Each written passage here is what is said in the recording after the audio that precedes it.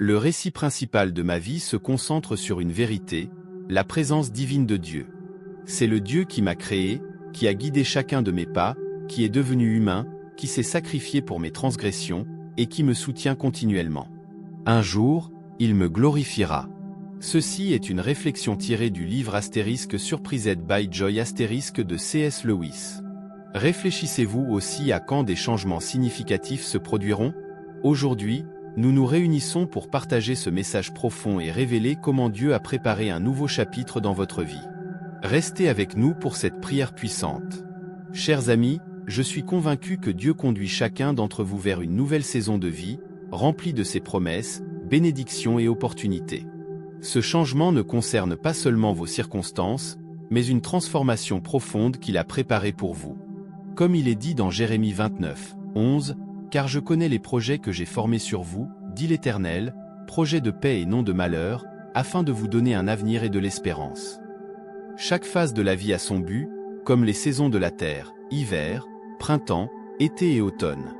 Nos vies passent également par différentes étapes, certaines pour semer, d'autres pour croître, récolter et se reposer. Peut-être avez-vous été dans une saison d'attente, de lutte ou d'incertitude. Mais je veux vous assurer que Dieu a été avec vous à chaque étape. Il a vu vos larmes, entendu vos prières et connaît les désirs les plus profonds de votre cœur. Comme il est dit dans 1 Jean 5h14, nous avons auprès de lui cette assurance, que si nous demandons quelque chose selon sa volonté, il nous écoute. Maintenant, il vous appelle à entrer dans une nouvelle saison. Imaginez un jardin où les fleurs éclosent après un long hiver, c'est ce que Dieu fait dans votre vie. Il apporte de nouvelles opportunités, relations et commencements. Comme il est dit dans Apocalypse 21h5, « Voici, je fais toutes choses nouvelles. » Il ouvre des portes que personne ne peut fermer et ferme celles qui ne servent plus votre but, comme il est dit dans Apocalypse 3h7, « Ce qu'il ouvre, nul ne peut le fermer, et ce qu'il ferme, nul ne peut l'ouvrir. » Faites confiance à son timing et à ses plans, car ils sont parfaits. Ecclésiaste 3h1 nous dit, « Il y a un temps pour tout, un temps pour chaque chose sous les cieux. » Dans cette nouvelle saison, Dieu vous invite à vous rapprocher de lui, à lui faire plus profondément confiance et à dépendre de sa force et de sa sagesse. Proverbe 3, 5- nous encourage, « Confie-toi en l'Éternel de tout ton cœur, et ne t'appuie pas sur ton intelligence, reconnais-le dans toutes tes voies, et il aplanira tes sentiers. » C'est le moment de libérer les blessures, échecs et peurs passées. C'est le moment pour le pardon, envers les autres et envers vous-même, pour guérir et avancer avec un esprit renouvelé. Éphésiens 4, 31-32 nous exhorte à rejeter toute amertume, toute animosité, toute colère, toute clameur, toute médisance, et toute espèce de malice. Soyez bons les uns envers les autres, compatissants, vous pardonnant réciproquement, comme Dieu vous a pardonné en Christ. Rappelez-vous, comme il est dit dans 2 Corinthiens 12h9, « Ma grâce te suffit, car ma puissance s'accomplit dans la faiblesse. » Lorsque vous vous sentez insuffisant ou submergé, souvenez-vous que l'Éternel est mon rocher, ma forteresse, mon libérateur. Mon Dieu est mon rocher, en qui je trouve un refuge, mon bouclier et la corne de mon salut, ma haute retraite, Psaume 18h2.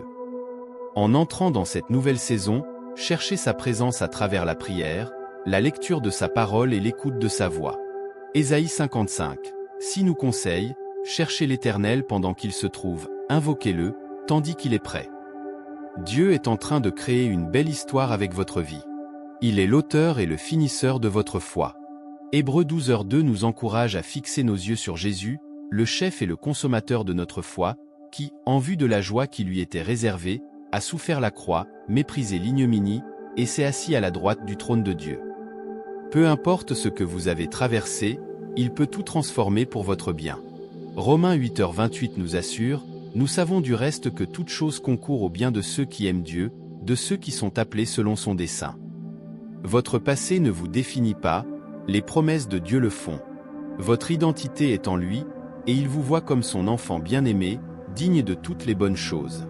Que cette nouvelle saison soit une saison de croissance et d'épanouissement. Faites un pas de foi, même si vous ne pouvez pas voir tout le chemin devant vous. Comme 2 Corinthiens 5h7 nous rappelle, « Car nous marchons par la foi et non par la vue. » Faites confiance qu'il guide vos pas, et Philippiens 4h19 promet, « Et mon Dieu pourvoira à tous vos besoins selon sa richesse, avec gloire, en Jésus-Christ. » Dans Josué 1h9, il est dit, « Ne t'ai-je pas donné cet ordre? Fortifie-toi et prends courage. Ne t'effraie point et ne t'épouvante point, car l'Éternel, ton Dieu, est avec toi dans tout ce que tu entreprendras. » Amis, souvenez-vous que chaque pas que vous faites est sous le regard attentif de Dieu.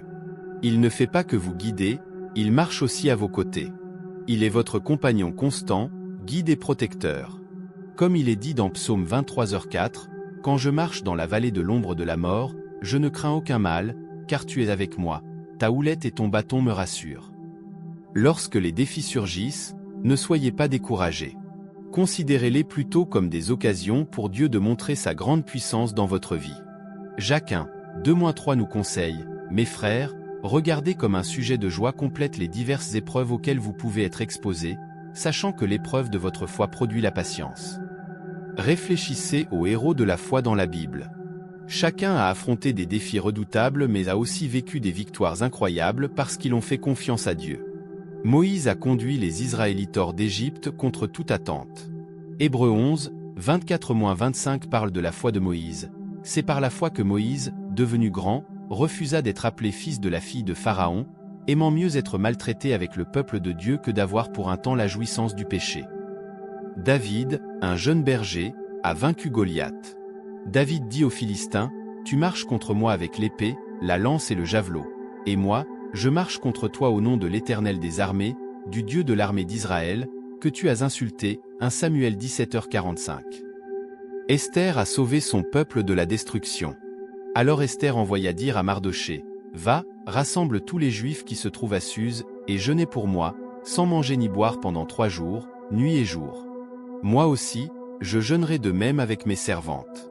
Puis j'entrerai chez le roi, malgré la loi, et si je dois périr, je périrai. » Esther 4 verse 16.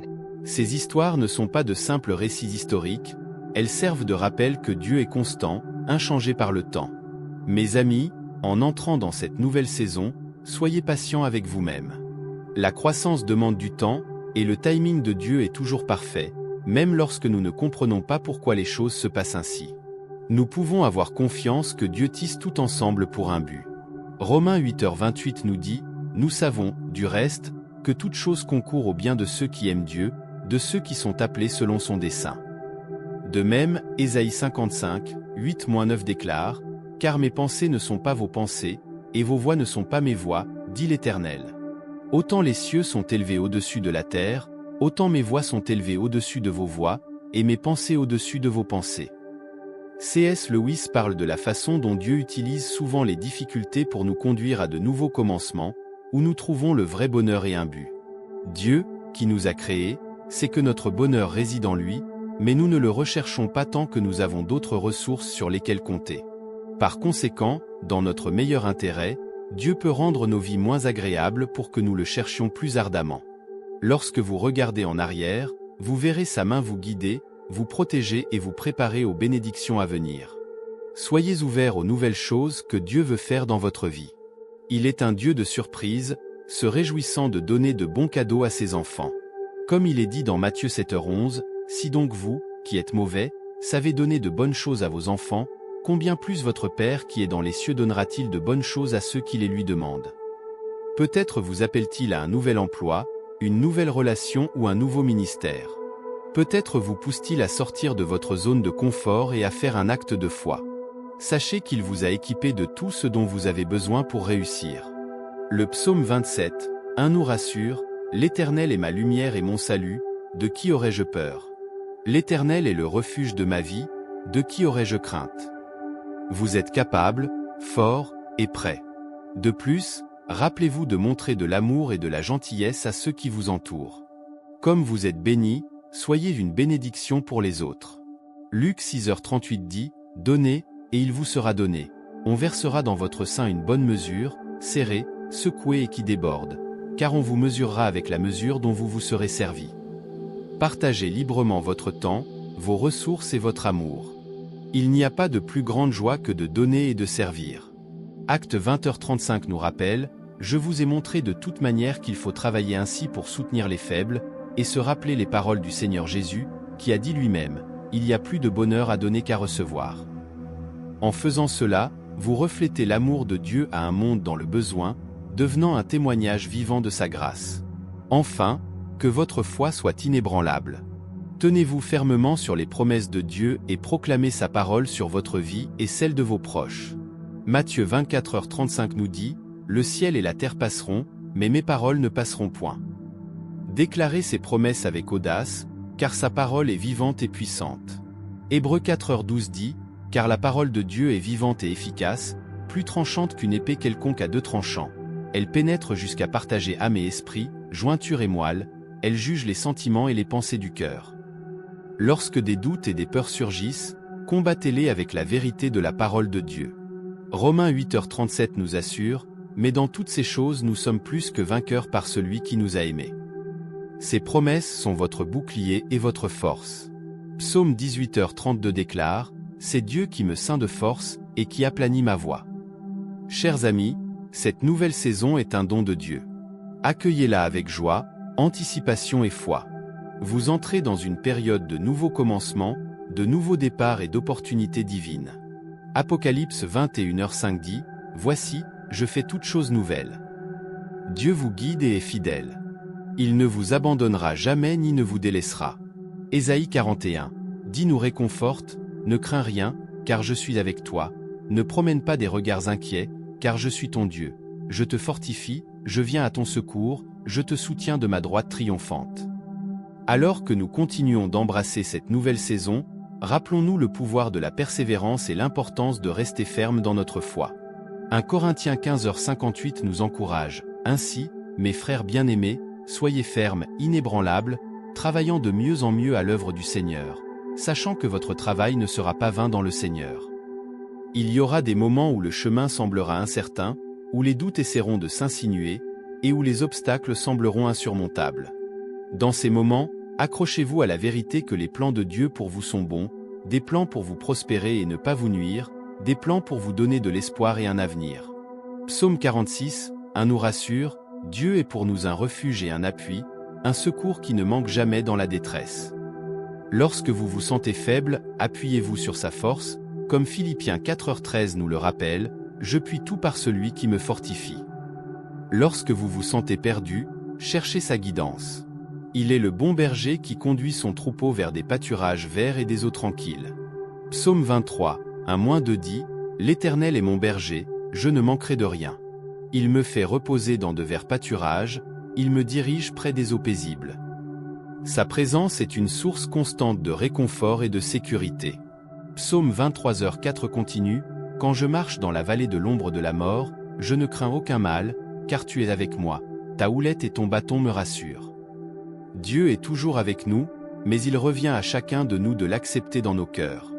C.S. Lewis nous décrit comme des maisons imparfaites que Dieu, avec notre permission, vient rénover. Il commence à réparer nos défauts internes et externes, mais il y aura des moments de transformation douloureuse.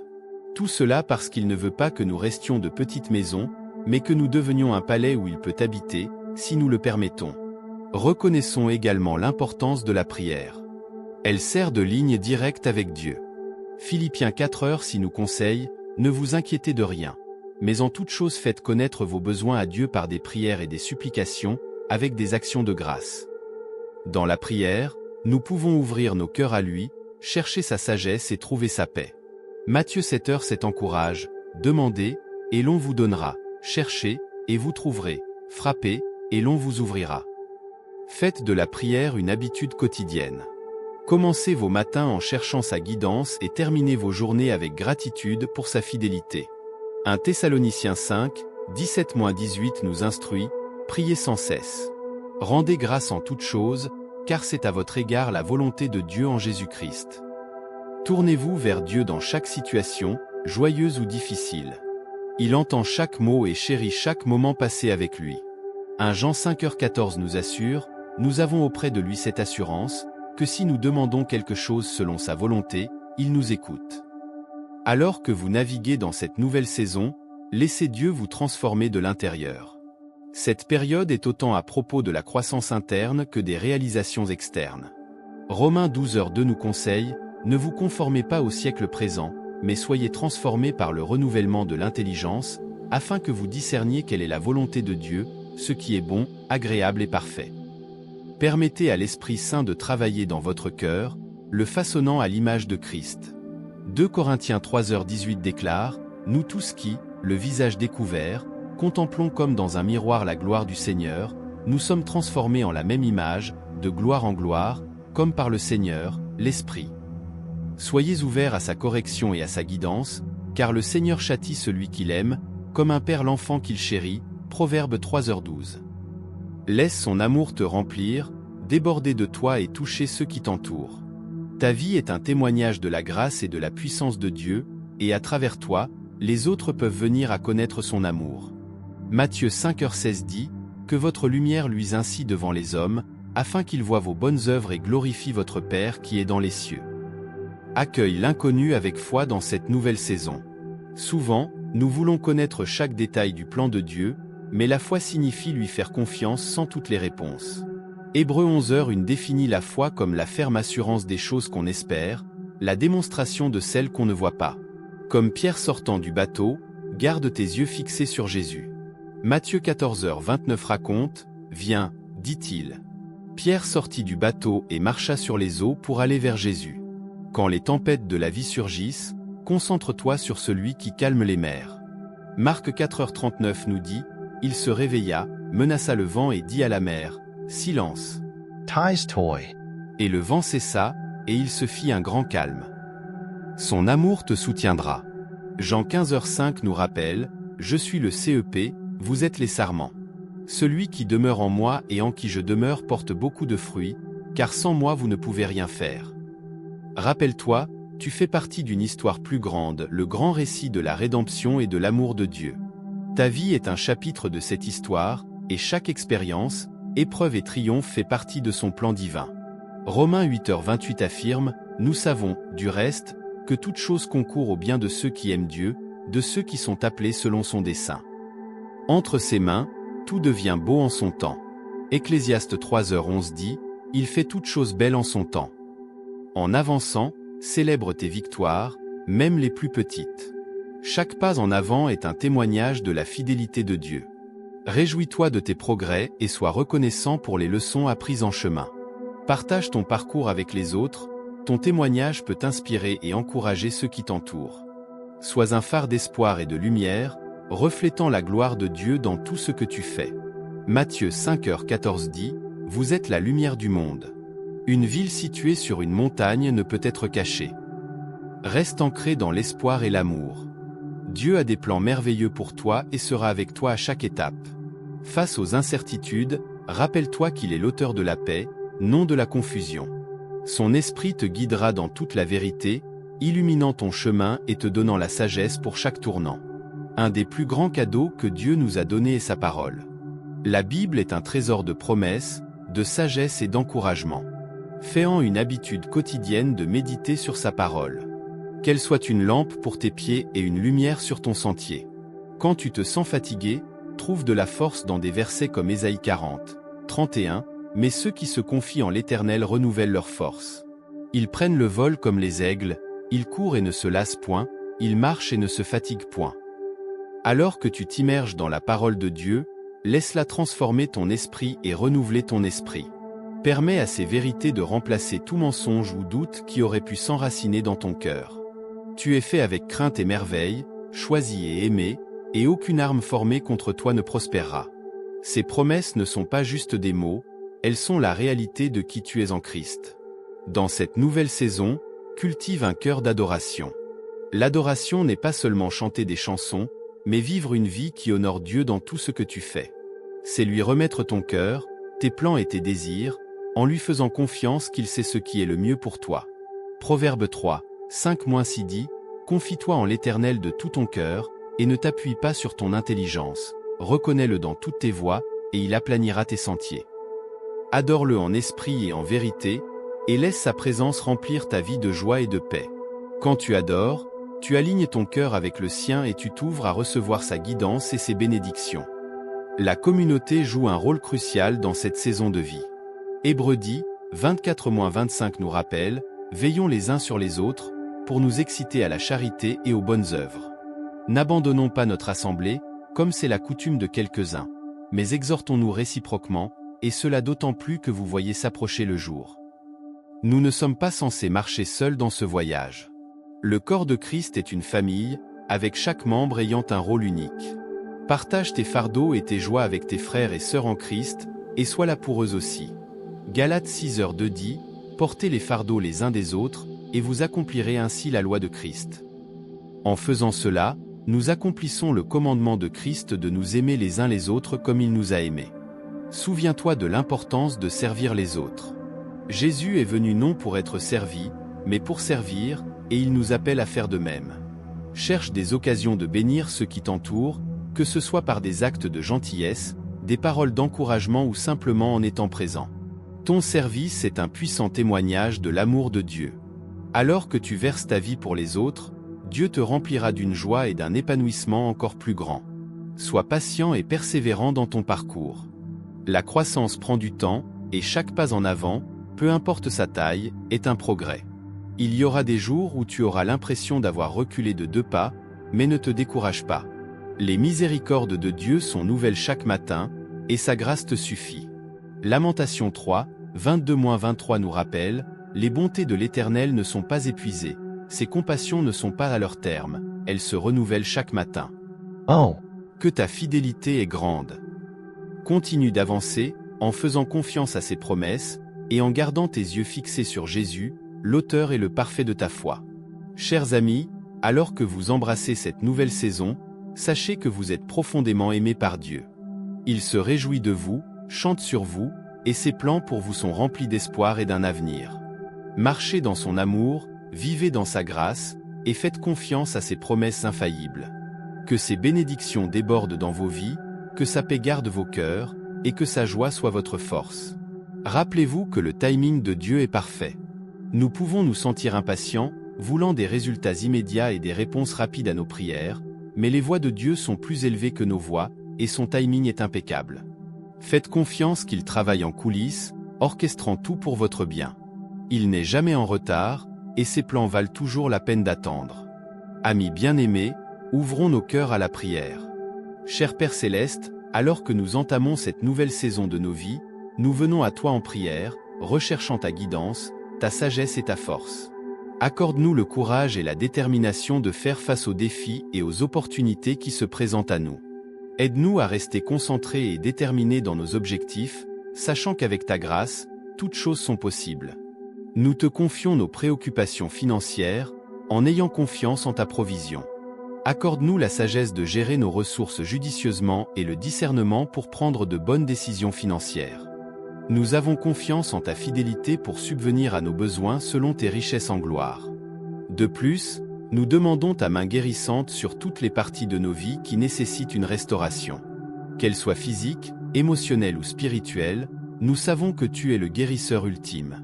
Accorde-nous la force et la patience pour endurer toutes les épreuves et la foi pour croire en ton pouvoir de restauration. En toutes choses, nous nous soumettons à ta volonté, en ayant confiance en ton timing parfait et en ton amour infini pour nous. Merci, Seigneur, pour ta présence dans nos vies et pour les bénédictions à venir dans cette nouvelle saison. Au nom de Jésus, nous prions. Amen. Merci d'avoir regardé cette vidéo et de vous être joint à notre prière. C'est une joie de partager ces moments avec vous. Si vous avez apprécié cela, veuillez le partager avec d'autres qui pourraient avoir besoin de cet encouragement. C'est un honneur d'aider de plus en plus de gens. Que Dieu vous bénisse tous.